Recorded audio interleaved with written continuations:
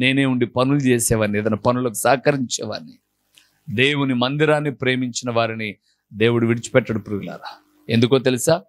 ఒకరు మన ఇంటికి వచ్చి మనం అన్నం తిన్నప్పుడు మన గిన్నె ఎత్తితే మనకు ఎంత అభిమానం.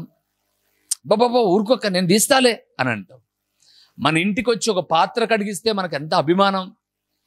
మరి మన ఇంట్లో ఒక వ్యక్తిగా పరాయి వాళ్ళు వచ్చి మన తాగిన టీ గ్లాస్ కడిగినా కూడా మనం సంతోషపడతామే.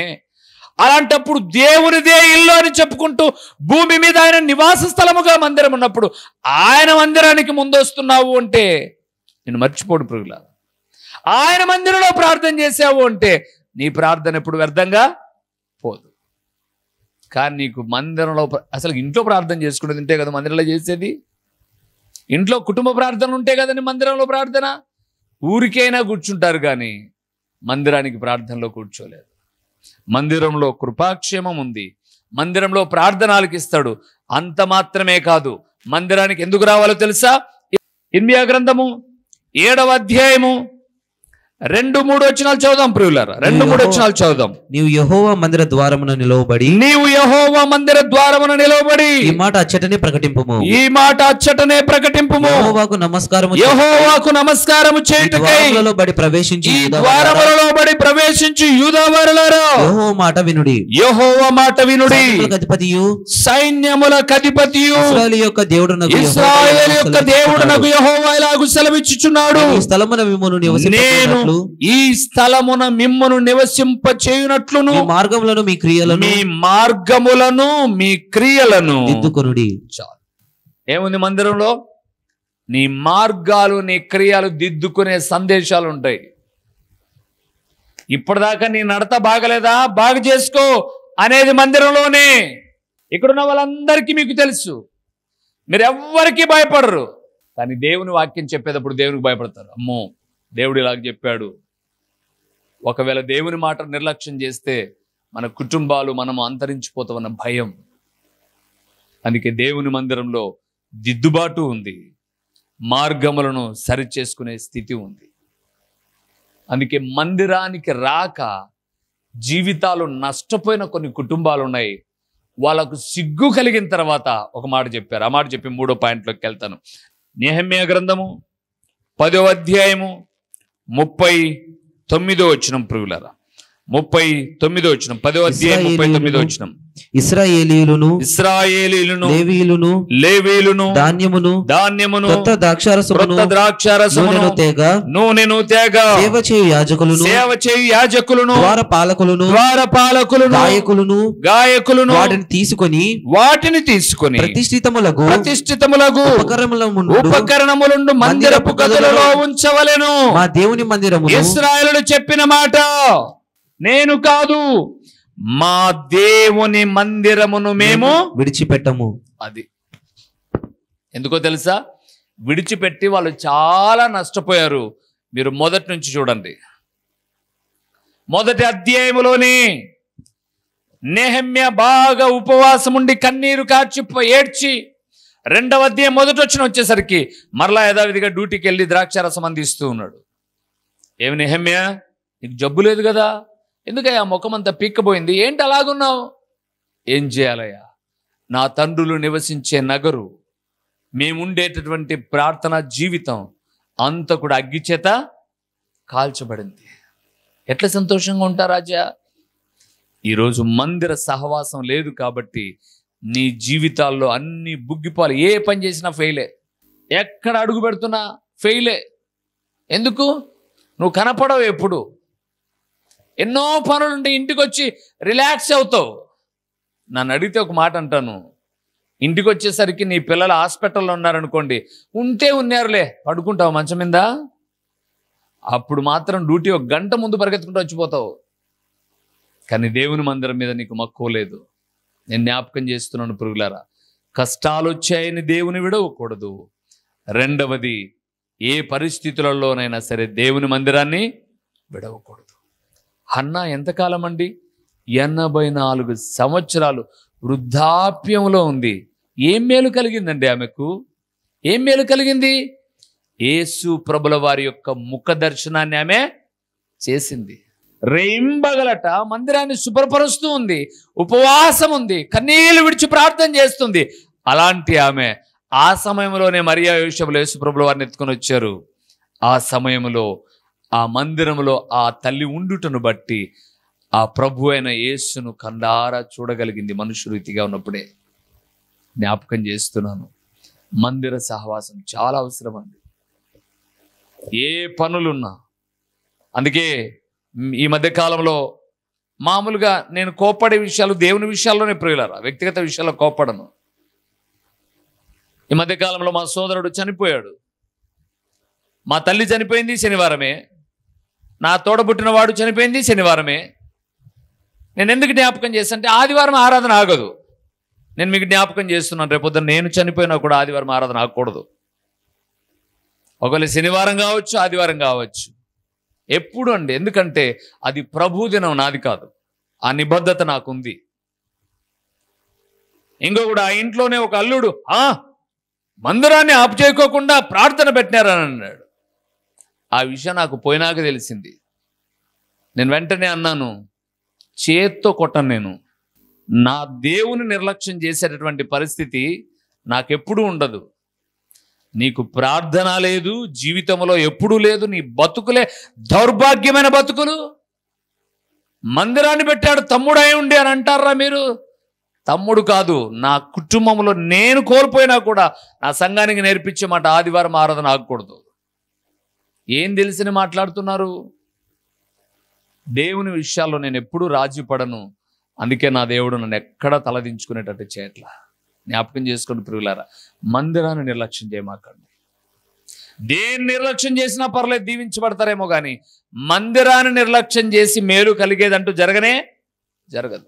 ఈరోజు చూడండి, చాలా మంది మందిరంలో లేరు. ఎన్ని కారణాలు చెప్పంటే అన్ని కారణాలు చెప్తారు. ఎన్ని కారణాలు చెప్పంటే సరే, రాత్రి దాకా వాళ్ళందరూ ఇంటి పట్టనే ఉన్నారా? లేరే. రాత్రి దాకా ఇంటి పట్టం లేరు. ఉదయకాలానికి ఇంట్లో దూరుకొని లేరు. లేచే వరకు, పడుకునే వరకు, పనులు చేసుకోవడానికి అన్నిటికీ స్వేచ్ఛ ఉంది. మందిరానికి రావడానికి మాత్రం ఎన్నో ఆంక్షలు ఉన్నాయి. ఈ సెంట్రల్ గవర్నమెంట్ జాబులు పోవు, ఇళ్లలో ఎన్నో ఇబ్బందులు. పాపం, అయ్యో ఏం చెప్తారులేండి. శపితం ప్రియులారా, ఆ శాపాన్ని చూశారు కాబట్టి ఇశ్రాయేల్ అన్నారు, మేము మా దేవుని మందిరాన్ని విడిచిపెట్టాం. కష్టాలు వచ్చాయని దేవుని విడిచిపెట్టకూడదు. ఎలాంటి పరిస్థితులలో కూడా మందిరాన్ని విడిచిపెట్టకూడదు. మూడవది దేన్ని విడిచిపెట్టకూడదో చూద్దామా?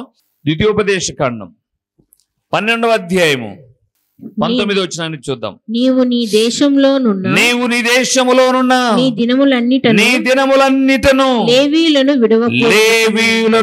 విడవకూడదు సుమీ. మూడవదండి, సేవకులను విడిచిపెట్టకూడదు. ఎప్పుడు గుర్తుపెట్టుకోండి. నేను ఒక్క మాట చెప్తాను, ఇక్కడున్న ఏ ఒక్కరి మీద దేవుని ఎదుట ఆనబెట్టి చెప్తున్నాను, ద్వేషం కానీ పగగా గద్దిస్తానా అంతవరకే. మరలా నా ఎదురుగా ఎప్పుడు కనపన్నా చెరుగని చిరునవ్వుతో పలకరిస్తా ప్రియులారా. ముఖం ముడుచుకొని నేను ఇంకా నా బిడ్డలండి మీరంతా, దేవుడు నాకు ఇచ్చిన ఆత్మీయ బిడ్డలు మీరు. మీ మీద ఏం ద్వేషం ఉంటుంది మాకు? మిమ్మల్ని ద్వేషించాల్సిన అవసరమేమి? వాక్యం ఇలాగ చెప్పిందని చెప్తామేమో తప్ప మీ వ్యక్తిగత జీవితాల్లోనికి వచ్చి మిమ్మల్ని ద్వేషించాం. ఒకవేళ ఏదైనా మీరు పోట్లాడుకుంటే వద్దులేండి బాగుండండి కలిసి అని చెప్తామేమో తప్ప మీ మీద ఏ ద్వేషం ఉండదు నాకు. ఎందుకో తెలుసా? ఏర్పరచుకున్న సేవకుడు తన ఎదుటిన్న గొర్రెను రోజుకొక దాన్ని కోపం వచ్చి కొడుతూ ఉంటే గొర్రెలు ఏమైపోతాయి? చచ్చిపోతాయి. చెదిరిపోతుంది కదా, చచ్చిపోతాయి. అందుకే 40 సంవత్సరాలు ట్రైనింగ్ ఇచ్చాడు మోషేకు.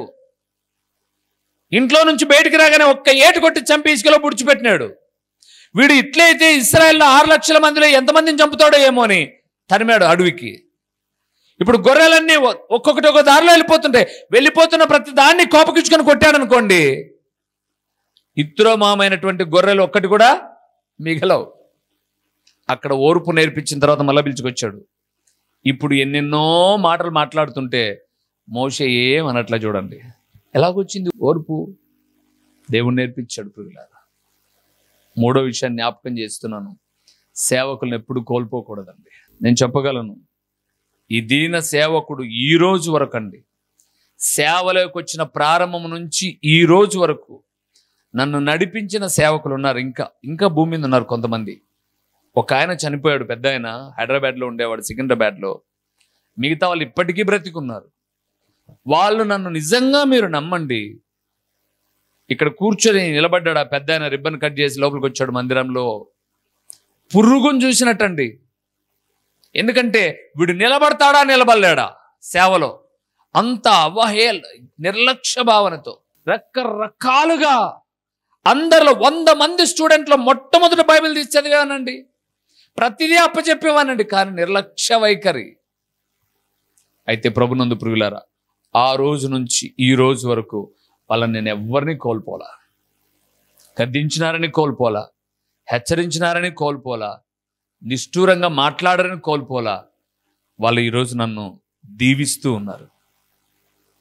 86 సంవత్సరాలు పెద్ద అయినా మొన్నటి దినాన దుబాయ్కి వెళ్తుంటే ఫోన్ చేసి, దగ్గర 48 సంవత్సరాలు సేవ చేశాను ఆయన, ఒక్కరోజు కూడా ఈ దేశం వదిలిపెట్టి బయటికి వెళ్ళలే. నిన్నెంతగా మాట్లాడాను నేను, కానీ దేవుడు నిన్ను దీవించాడు. ఒక్కసారి నువ్వు ఇంటర్నేషనల్ ఫ్లైట్ ఎక్కి బయటికి వెళ్ళిపోతున్నావు అంటే, ఒక్కడ వెళ్తున్నావా, పాప కూడా వస్తుందా, జాగ్రత్తగా పోయిరా నాయనా. నేను అనుకున్నానండి, నా గొప్పతనం కాదు, కానీ వాళ్ళందరి దీవెనలు మా మీద ఉన్నాయి. ఇదివరకు ఒక మాట చెప్పాను, ఇదే కిందన మందిరం ఉన్నప్పుడు ఒక సేవకుడు లేటుగా వచ్చాడండి మందిరానికి. ఆయన వాక్యం చెప్పడానికి పిలిచాను, లేటుగా వచ్చాడని నేను గద్దించాను. ఆయన ఏంటి తెలీదా, టైం తెలీదా, వారం ముందు చెప్పాను, నిన్న మళ్ళీ చెప్పాను, 9 గంటలకు ఆరాధన అంటే 8కే మీ ఇంటికి టిఫిన్కి వస్తా అన్నావు, 9:30కు చర్చికి వస్తా, వారి గద్దించాను నేను. నిజంగా అండి, హెచ్చరించాను. చాలా మదనపడ్డాడు ఆయన. వెళ్తూ ఆరాధన అయిపోగానే, ఇంటికి వెళ్ళిపోగానే ముఖం అంతా ఏడుపు ముఖం పెట్టేసి వెళ్ళిపోయాడు. వద్దు నాకు అన్నం. ఎందుకు నువ్వు ఆలస్యమైందంటే ఆయన చెప్పాడు, ఛార్జీకి లేదు నా దగ్గర. తర్వాత తెలిసింది 1 నెలకు. ఆయన వెళ్ళిపోయాడు, మా ఇంట్లో నుంచి బాధపడి వెళ్ళిపోయాడు. మీరు నమ్మండి ప్రియులారా, నెల రోజులు మా ఇంట్లో అగ్గి రగిలినట్టుగా సమాధానం లేదు, అస్సలు సమాధానం లేదు. అప్పటికే నేను మంచి శాలరీ కలిగినటువంటి హోంలో పనిచేస్తున్నాను. ఒక సేవకుడు బాధపడిన తర్వాత నెమ్మది లేదు. వెళ్ళాను ఆయన వెతుక్కుంటూ, ఆయన ఇల్లు తెలియదు నాకు, మేము ఎక్కడో ఒక మీటింగ్లో కలిసాం. అలాంటి ఆయన వెతుక్కుంటూ కడపకి వెళ్ళాను. ఆయన కూడా మా ఇండ్లు బాగలేదులే, పలాని చోటుకు వస్తారా అన్నాడు. ఆ బేకరీలో కూర్చున్నాం, మాట్లాడాం, 2 చేతులు పట్టుకున్నాను, ఏడ్చాను నేను మొట్టమొదటిసారి. అన్నా నేను ఏదో కోపంగా, నాకు టైం అంటే చాలా ఇష్టం అన్నా, ఇలాగంటే అప్పుడు చెప్పాడు ఆయన, ఆ రోజు నేను ముందే రావాలి బ్రదర్, ఛార్జీకి లేదు బ్రదర్ నా కాడ. బాధలేసింది. గట్టిగా కౌగులించుకొని కన్నీరు కాడ్చి ఏడ్చి ముద్దుకొని, నేను కోపడిన మాట వాస్తవమే, కానీ నా కోపం బట్టి నువ్వు నలిగిపోయింటావని కూడా తెలుసు, దేవుడు నిన్ను దీవిస్తాడని ప్రార్థన చేస్తే కానుక చేతులు పెట్టి వచ్చిన తర్వాత మేము నెమ్మది పొందామండి. ఇప్పుడు ఎప్పుడైనా మాట్లాడేటప్పుడు ఆ ప్రాంతానికి వెళ్ళినప్పుడు అన్నా అని అంటే, తమ్ముడు నీ టైం సెన్స్ నీదంతే, నిన్ను రీచ్ అవ్వలేం, అందుకే మేము ఎక్కడే ఉన్నాం, మాకు ఈరోజు కూడా సేవలు లేవు, నువ్వు దీవించబడుతున్నావు, చాలా చిన్న సంఘమైన ముందుకెళ్ళు. జ్ఞాపకం చేస్తున్నాను, సేవకులను కోల్పోకూడదండి. అది బైబిల్ గ్రంథం సెలవిస్తుంది. ఇశ్రాయేలీయులు లేవీయులను విడవకూడదు, దేవుని బిడ్డలైన వారు సేవకులను కూడా విడిచిపెట్టకూడదు. ఊరికే మాటలు చెప్తే సరిపోదు. అన్న మీరు గద్దించిన, హెచ్చరించిన, మందలించిన, మీకు రైట్స్ ఉన్నాయి. నో, ఒక తండ్రిగా ఎస్ మీరు గద్దించినారు, మా మేలు కోరి గద్దించినారు, దట్స్ అప్, మేము సరి చేసుకుంటాం, అయిపోయాయి. ఇంకా ద్వేషాలొద్దు, పగలొద్దు. మనకేం పగలండి, ఒక రోజుదా మన బంధం. మిమ్మల్ని ఎప్పుడు కలిసి ఉండమని నిత్యం వాక్యం చెప్పే నేను మిమ్మల్ని ద్వేషించి మిమ్మల్ని దూరం చేయాలని ఎప్పుడైనా అనుకుంటామా? కాదు. సేవకుని కోల్పోకూడదు. మొదటిది దేవుని విడవకూడదు, రెండవది దేవాలయమును విడవకూడదు, మూడవది దేవుని సేవకులను కూడా విడవకూడదు, నాలుగవది ఏం విడవకూడదో చెప్తాను. కీర్తనల గ్రంథం 119వ కీర్తన 87వ వచనం. భూమి మీద నుండకుండా వారు నన్ను నాశనం చేయటకు కొంచెమే తప్పెను. అయితే నీ ఉపదేశములను నేను విడువకయున్నాను. నాలుగవది ప్రియులారా, దేవుని వాక్యమును విడిచిపెట్టకూడదు ఎప్పుడు. 119వ కీర్తన అక్కడే 105వ వచనంలో చూస్తే అంటాడు, నీ వాక్యము నా పాదములకు దీపమును, నా త్రోవకు వెలుగునై ఉన్నది అన్నాడు. అక్కడ అదే చెప్పాడు ఆయన, వాక్యమును విడిచిపెట్టకూడదు. ఏమమ్మా మిమ్మల్ని అడిగానా? చెప్పాను మీకు గడిచిన వారంలో. హైదరాబాద్ పట్టణంలోకి వెళ్ళాను నేను. ఒక ఇంట్లో 4 అంతస్తులు, ఒక అంతస్తు కాదు, 1 2 3 4 లాస్ట్ 4 అంతస్తులు, బహుగా దీవించబడిన కుటుంబం. ఆయన చెప్పాడు, బాడుగలే మాకు 3 లక్షలు వస్తాయండి అన్నాడు ఆయన. ఒకటే కూతురు, 2 కొడుకులు. ఆ కూతురు అన్నం వడ్డిస్తుంది నాకు. ఆ కూతురు కొడుకు బెంగళూరులో ఒక ఉన్నతమైన ఉద్యోగం చేస్తున్నాడు. ఒకటే కూతురు, కొడుకు వాళ్ళకి. ఆ అమ్మాయికి కూతురు నిన్న ఎంగేజ్మెంట్ అయిపోయింది, రేపు డిసెంబర్లో మ్యారేజ్ ఉంది. ఆమె చెప్తుంది, నా పిల్లలు ఎట్లా దీవించబడ్డారో తెలుసన్నా, మా వాడు చర్చికి పోయి ఇంటికి వచ్చిన తర్వాత, అన్నం తిన్న తర్వాతనో లేదా రాత్రి గృహ కూడికలోనో తప్పనిసరిగా ఈరోజు పాస్టర్ గారు ఏం వాక్యం చెప్పినాడు అని అడిగామనంట. మీరు అడగండి, రే ఏం చెప్పినాడు రా ఆదివారం వాక్యం ఈ పొద్దుని అడగండి. చెప్తారా మీ పిల్లలు? చెప్తారా మీ పిల్లలు? సాయంత్రం కాదు, మధ్యాహ్నం అన్నం పెట్టేటప్పుడు అడగండి. ఒక 5-6 నెలలు లేకపోతే కొంత వయసు వచ్చిందాక ఊరుకుంటారు, తర్వాత తిరగబడి మీ మూతలు వేసి కొడతారు మిమ్మల్ని. అంటే ఏదో నువ్వు రమ్మంటే గుడికి వచ్చినాం మేము, అంతే. మాకేం పని వాక్యంతో? ఏదో వచ్చినాడు, కూర్చున్నాడు, గర్రె గరుకున్నాడు, మట్ట సంగ నున్నంగా తిన్నాం, దాంట్లో దుమ్ము ధూళి అంతా తిన్నాం, మళ్ళీ బయటకు వచ్చి ఇంటికి వచ్చి నీళ్ళు తాగినాం. ఇంకా విచిత్రం ఏంటంటే, మేము బలిసిన బలుపుకు కింద కూడా కూర్చోలేకున్నాం 7-8 తరగతులకే. ఇట్ట నసులుతారు. అబ్బాయి ఎన్ని బ్రేక్ డ్యాన్స్లో మన వాళ్ళవి, కూర్చోలేరు కింద. అయిపోయింది. ఏం చేయాలా? ఇది వచ్చి అనుకుంటుంది, ఆడబడితే ఆడ తిప్పలు చెప్తే తీరవు. ఇంకా వాక్యం ఏం గుర్తుంటుంది? మీకోసం వస్తున్నారు, మీకోసం ఇంటికి పోతున్నారు, అంతే. మీరు అడిగి చూడండి. ఆ బిడ్డలు దీవించకపోతే నన్ను అడిగి చూడండి. బైబిల్ చదవడం రాదు, ప్రార్థన చేయడం రాదు, వాక్యం ఏం చెప్పాడో తెలియదు, ఊరకొచ్చిపోయారు. అందుకే జీవితాలు అంతంత మాత్రమే ఉన్నాయి. ఇందులో వింతేం పెద్దగా లేదు, అంతంత మాత్రమే ఉన్నాయి. కానీ కీర్తనకారుడు అన్నాడు, మేము మా దేవుని వాక్యమును విడువక ఉన్నాము, ఉపదేశాలను విడిచిపెట్టాం. మేము ఏది విన్నామో అది మా మనసులో పదిలపరుచుకుంటాం. రేపొద్దున మన సండే స్కూల్ పిల్లలు చెప్తారు చూడండి ప్రియులారా, బాగా సండే స్కూల్ టీచర్ వాళ్ళకి మంచి పాఠాలు నేర్పిస్తుందని నాకు అర్థమైంది. నిన్నటి దినాన్ని చెప్పారు. ఆ పిల్లలకు తొందరగా బైబిల్ ఓపెన్ చేసే విధానం, తర్వాత కొన్ని వాక్యాలు చెప్పే విధానం కొన్ని నేర్చుకుంటూ ఉన్నారు. ఈ పిల్ల ఉంది, ఒక్క వాక్యం తప్పుపోయింది అనుకో, ఆ పేపర్ అంతా చించుతుంది. ఏం మా నాయన కదా కొనిగిచ్చేది, నాదేం పోయిందని కదా. పేపర్ను చించా, కరెక్ట్ రాసుకుంటా ఉన్నావు. రాసుకున్నది అందుకే చూడండి, ఉపాధ్యాయులు కూడా చెప్పే మాట, అప్పుడప్పుడు పిల్లలకు హోంవర్క్ లేకపోతే ఇప్పుడు హాలిడేస్ వచ్చినప్పుడు ఇంటికి వర్క్ ఇచ్చి పంపిస్తారు. ఎందుకు? 10 మాటలు రాయిపో అంటాడు. ఒకే దాన్ని 10 మాటలు ఎందుకు రాయాలి? అది మైండ్లో నిలబడిపోతుంది. కాబట్టి నువ్వు ఒక్కసారే రాయవు నోట్బుక్ పెట్టి, నీకేం నిలబడుతుంది మైండ్లో? నీకేం నిలబడతాయంటే సినిమా పాటలు, షికారులు, అవి నిలబడతాయి, బాగుపడవు, ఏం లాభంలే. అందుకే నువ్వు రాసుకోవు, నీ జీవితాన్ని సరిదిద్దుకోవచ్చు. నీ కటింగ్ ఒకలాగా ఉంటుంది, నీ డ్రెస్ ఒకలాగా ఉంటుంది. నేను అడిగినాను, ఒక సేవకుని కొడుకు ఒక ప్యాంట్ వేసుకొని వచ్చాడు. ఏంట్రా ఇట్లుంది ప్యాంట్ అంటే, బెగ్గర్ ప్యాంట్ అన్నాడు. ఒరే బెగ్గర్, నీకెందుకురా బెగ్గర్ ప్యాంట్? మీ నాయన పాస్టర్, నువ్వు వేసుకున్న ప్యాంటు బెగ్గర్ ప్యాంటా అంటే? అరక్క తినేవా నువ్వు? ఆ పేరులోనే ఉంది బెగ్గర్ ప్యాంట్ అని. బెగ్గర్ ప్యాంట్ ఎందుకురా నీకు?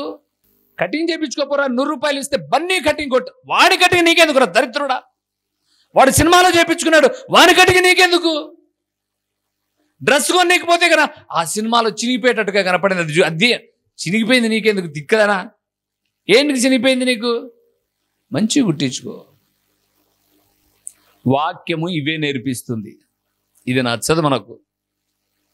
ఇంకొకటి ఉంది, అది కూడా చెప్తే అయిపోతుంది. వాక్యము ఏం విడవకూడదు. ఓకే, మొదటిది కష్టాలు వచ్చాయని దేవుని విడవకూడదు, దేవాలయమును విడవకూడదు, దేవుని సేవకును విడవకూడదు, దేవుని వాక్యమును విడవకూడదు. చివరిగా ఒక్క మాట చెప్పి ముగిస్తాను ప్రియులారా. యోబు గ్రంథం 27వ అధ్యాయము 5వ వచనము, మీరు చెప్పినది న్యాయమని యోబు మాట్లాడుతున్నాడు తన స్నేహితులతో, మీరు చెప్పినది న్యాయమని నేనేమాత్రమును ఒప్పుకొనను.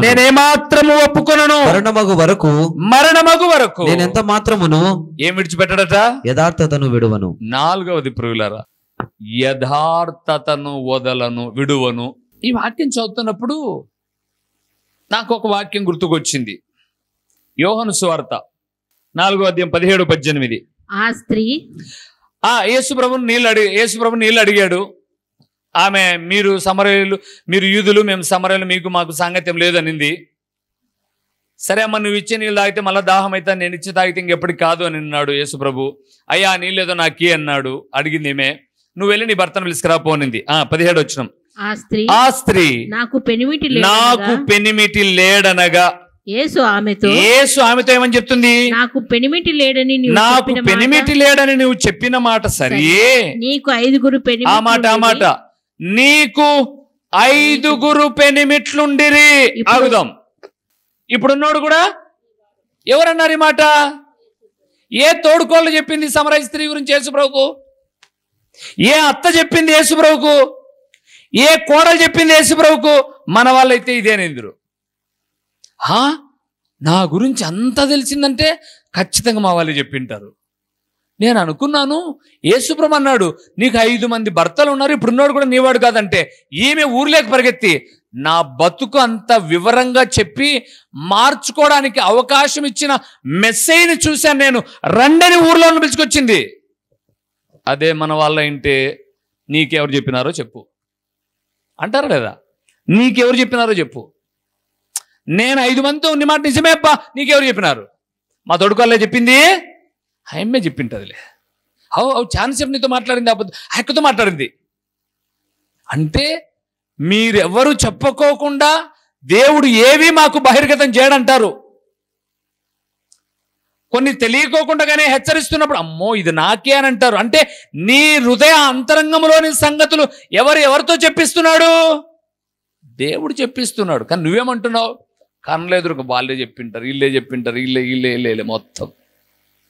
ఆమె వాళ్ళు చెప్పినారులేయా, వీళ్ళు చెప్పినారులేయా ఆయన ఇంటికి పోయి బాటలు పెట్టలే. మీరేంటి పెట్టింది? మా ఇంటికి వచ్చి ఎక్కువ మాట్లాడినావు బాబు, నువ్వు ఎవరు చెప్పినారు చెప్పినా మా గురించి? మా వాళ్ళే చెప్పింటారులే అంటే మీ వాళ్ళే చెప్పింటారులే అన్నాంలే. సరే చెప్పింది కరెక్టా రాంగా? కరెక్ట్ అయినప్పుడు మరి మార్చుకో. మళ్ళీ నా దగ్గరకు వచ్చి అడగడం ఎందుకు? మా వాళ్ళు చెప్పినారన్నాం ఎందుకు? ఈమె మార్చుకుంది.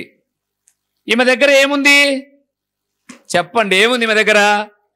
యథార్థత ఉంది. నేను తప్పు చేశాను ఆయన చెప్పాడు. ఇంకా దీనికి ఊర్లో వాళ్ళు చెప్పినారు, ఇటుకి రాకముందే బాయికాటికి ముందు నాకన్నా ముందు ఆమె బిందెకి నీళ్ళకి వచ్చింది, ఆమె చెప్పింటుంది, ఇవన్నీ అనలే. యథార్థవంతులను దేవుడు ఏం చేస్తాడు? వర్ధిల్ల చేస్తాడు. ప్రియులారా, బైబిల్లో ఒక యథార్థవంతుడు ఉన్నాడు. చూడండి, రాజులు మొదటి గ్రంథం 15వ అధ్యాయము 4వ వచనాన్ని చూద్దాం. రాజులు మొదటి గ్రంథం 15:4. దావీదు హిత్తీయుడైన ఉరియా సంగతి యందు తప్ప తన జీవిత దినములన్నీ యెహోవా దృష్టికి ఎలాగున్నాడట? యథార్థంగా ఉన్నాడట. ప్రియులారా, మరి మనం, దేవుడు అన్నాడు యథార్థతను విడవకూడదు. లోపల ఏముందో అది కక్కేయాలంతే. అది కట్లే పెట్టుకున్నావు అనుకోండి, నీ కడుపంతా గడబిడ అంటానే ఉంటుంది. అందుకే అప్పుడప్పుడు డాక్టర్ చెప్తారు చూడు, ఇంకెటు రాదు కానీ చేపెట్టి కక్కేయమ్మా, కక్కేయి. నేను మాత్రం మనసులో ఒకటి బయటకు ఒకటి చెప్పమన్నా చెప్పను ప్రియులారా. అలాగ చెప్పేవన్నీ అయితే నా దేవుడు నన్ను దీవించడు, ఆశీర్వదించడు. ఎవ్వరు ఏమన్నా అనుకొని కొండొచ్చి మిందబన్ని మీరొచ్చి ఎంగిలి ముఖం మీద ఉమ్మని దేవుడు చెప్పన్నాడంటే చెప్తా అంతే. దేవుడు చెప్పొద్దన్నాడా? చెప్పను. అని చెప్పు అంటే చెప్తా. ఆ పక్కన ఎంత తోడున్నా చెప్తా. డాక్టర్ వైఎస్ రాజశేఖర రెడ్డి గారు ముఖ్యమంత్రి, ఆయన ఎదురు కూర్చున్నప్పుడే చెప్పా నేను. మీరంతా ఆయన ఎదురుగా కూర్చుంటేనే 28 సంవత్సరాల వయసు నాకప్పుడు. వాళ్ళ నాన్న ఆదరణ కూడిక జరుగుతుంటే చెప్పాను. ప్రియులారా, నువ్వు ఏ స్థాయిలో ఉన్నా సరే యేసు ప్రభుల వారు నిజదేవుడని విశ్వసించి మనస్సు మార్చుకొని బాప్తీసం పొంది రక్షించబడకపోతే ఇలాంటివి ఎన్ని చేసినా నీకు రక్షణ లేదు అని చెప్పా. ఐఏఎస్ ఒక ఆయన చచ్చిపోయింది, ఒక ఆమె కడపలో ఒక మంచి డాక్టర్గా ఉండే ఆమె, ఒక ఆయన వచ్చి నువ్వు ఒక్కనివి యేసుప్రభు పేరు చెప్పావయ్యా, ముందున్న పాస్టర్లంతా యేసు అనే పేరు కవర్ కాకోకుండా చేసుకుంటూ వచ్చారు వాక్యం అన్నాడు. మరి దేవుడు ఆయనతో ఎప్పుడు మాట్లాడాడో, వాళ్ళ ఇంట్లో వాళ్ళు ఎవరు మాట్లాడారో తెలియదు, కానీ రెండోసారి ముఖ్యమంత్రిగా కానీ మొట్టమొదటి యెరూషలేము వెళ్ళి బాప్తీసం తీసుకొని వచ్చాడు. జీతం ఇచ్చే వాళ్ళకే బాధపడకోకుంటే 100 రూపాయలు కానికిచ్చి నీకు భయపడతానా చెప్పు? నేను యథార్థతను విడిచిపెట్టను ప్రియులారా, నువ్వు విడిచిపెట్టగాకు. నీ దేవుడు నిన్ను అంచెలంచెలుగా దీవించకపోతే అడుగు. ఎందుకో తెలుసా? యథార్థవాదులంటే దేవునికి ఇష్టం. ఇష్టం మనుషులకే కష్టం, కానీ దేవునికి చాలా ఇష్టం. అందుకే అన్నాడు దేవుడు, ఉరియా భార్య విషయంలో తప్ప దావీదు తన జీవిత దినములలో యథార్థతను ఎప్పుడు పోగొట్టుకోమాకండి, విడిచిపెట్టమాకండి. నేను ఇట్ట మాట్లాడుతుంటే వాళ్ళు ఇట్ట అనుకుంటాను. నువ్వు మాట్లాడేది నిజమైతే ఈ లోకమంతా ఏకమైన నువ్వు భయపడాల్సిన పనిలే. నువ్వు మాట్లాడేది తప్పు అయితే లోకమంతా అవసరంలే, నీ ఇంటి వాళ్ళతో కూడా చెప్పించుకోకుండా జాగ్రత్త పడు. మేలు కలగాలి అంటే కష్టాలలో దేవుని విడిచిపెట్టకూడదు. రెండవది మందిరం విడిచిపెట్టకూడదు. మూడవది సేవకులను విడిచిపెట్టకూడదు. నాలుగవది వాక్యాన్ని విడిచిపెట్టకూడదు. ఐదవది యథార్థతను విడిచిపెట్టకూడదు. నీ ఖచ్చితంగా మేలు కలుగుతుంది. నా దేవుడు నిండాలుగా నిన్ను ఆశీర్వదిస్తాడు. లేచి నిలబడండి, ప్రార్థన చేద్దాం. దేవా, ఇటు స్థితిలో నేను, నా కుటుంబం, ఈ రోజు నుంచి నా పిల్లలు ఏం వింటున్నారో, నేను పాఠశాలకు రోజు వెళ్ళి వస్తే మీరు సంతోషపడరు. అందుకే వాళ్ళు డైరీలో ఏం మాట్లాడతారు టీచర్లు అంటే, మీరు డైరీ చదివి మీ పిల్లలు హోంవర్క్ చేశారో లేదో చూసి తర్వాత సైన్ చేయండి అంటారు. అందుకే చదువు వస్తుంది వాళ్ళకు. వాక్యం రావాలి అంటే వాళ్ళు ఏమిన్నారో అది మళ్ళా నువ్వు అడగాలి. అది కరెక్టో కాదో కూడా నువ్వు గ్రహించగలిగితే ఒకరితో ఒకరు మాట్లాడుకుంటే వాక్యంలో మీరు బలపడతారు. మీ కుటుంబాన్ని దేవుడు ఎప్పుడు చేయి విడిచిపెట్టడు. ప్రార్థన చేద్దాం. ఓ మహాగణుడమైన దేవా, మహోన్నతుడమైన పరలోకపు తండ్రి, మీ ఘనమైన నామమునకు స్తోత్రములు చెల్లిస్తూ ఉన్నాము నాయన. నిన్ను నమ్ముకున్న మాకు మేలు కలగాలి అంటే దేనిని విడవకూడదో సూటిగా తేటగా నాతో మాతో మీరు మాట్లాడిన మీ పరలోకపు వాక్కులను బట్టి స్తోత్రములు నాయన. విడిచిపెడితే మేము గాలికి కొట్టుకొని పోతాం, విడువక గట్టిగా పట్టుకుంటే మేము బహుగా ఆశీర్వదించబడతాం. అలాగే మీ లేఖనాలు చూస్తున్నప్పుడు విడువక ఉన్నవారు అందరూ మేలు పొందుకున్నారు, విడిచిన వారు నష్టపోయారు.